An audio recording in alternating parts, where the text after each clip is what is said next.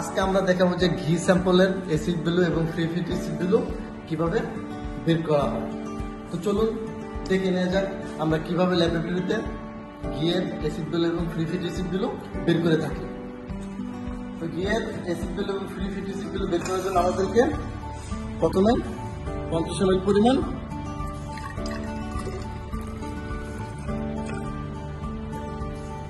Ethanol মেপে নিতে হবে। দেন আমরা সেটাকে একটি কনিক্যাল ফ্লাস্কের মধ্যে ঢালবো।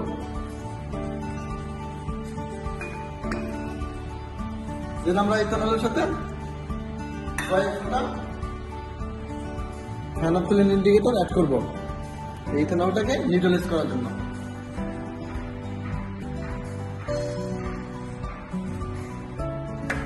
আমরা কয়েক ফোঁটা ফেনফথলিন অ্যাড করে নিলাম।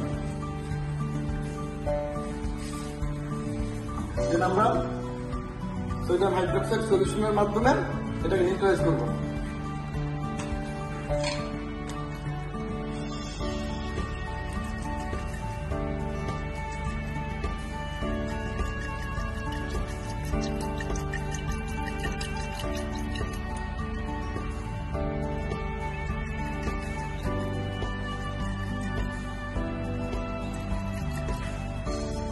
আমাদের ইথানলটা নিউট্রালাইজ হয়ে গেল। দেখতে পাচ্ছেন ইথানলটা নিউট্রালাইজ হয়ে গেছে। আমরা কিভাবে বুঝতে পারবো? এটা হালকা পিঙ্ক কালার চলে আসলে বুঝতে হবে ইথানলটা নিউট্রালাইজ।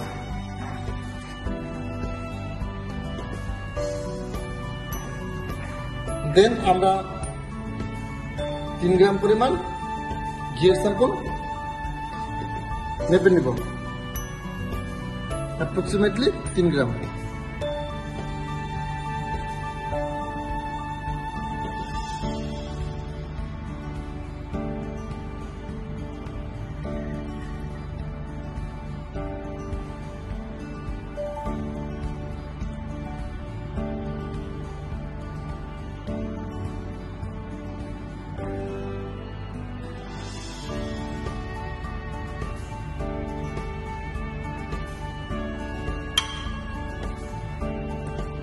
আমাদের স্যাম্পল নেওয়া হয়ে গেলে আমরা এটাকে হট প্লেটে বয়েল করব ঘিটা ডিজলভ হওয়ার জন্য।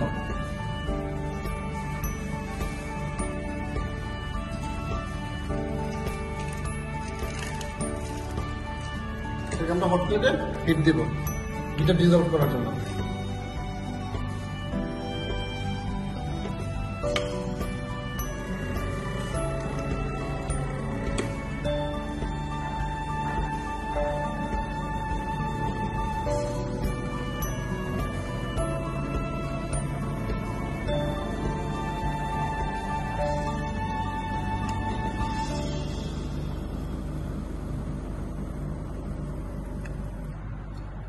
তো আমাদের ইথানলের সাথে স্যাম্পলটা অনেকটাই ডিজলভ হয়ে গেছে। এখন আমরা এটাকে টাইট্রেশন করবো। টাইট্রেশন করার পূর্বে আমাদেরকে এর সাথে পুনরায় কয়েক ফোঁটা ফেনফথলিন ইন্ডিকেটর অ্যাড করে দিতে হবে। আমরা 2 থেকে 3 ফোঁটা ফেনফথলিন অ্যাড করে দিলাম। এখন আমরা এটাকে টাইট্রেশন করবো। ইনিশিয়াল বুলেট রিডিংটা নোট ডাউন করে রাখতে হবে। দেন আমরা সোডিয়াম হাইড্রোক্সাইড সলিউশন দিয়ে টাইট্রেশন শুরু করবো। Pink colour indicate the Indic point of titration. যখন আমাদের পিঙ্ক কালার চলে আসবে আমাদেরকে টাইট্রেশন বন্ধ করে দিতে হবে।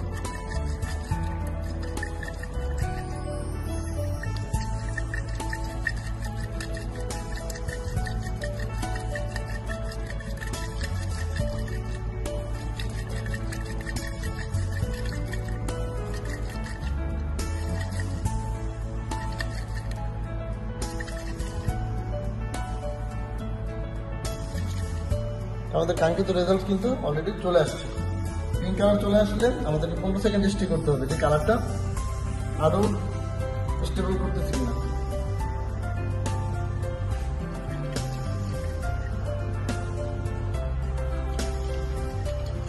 এটা হচ্ছে আমাদের টার্গেট প্রোডাক্ট। আমরা বুলেট নোট ডাউন করে নেব।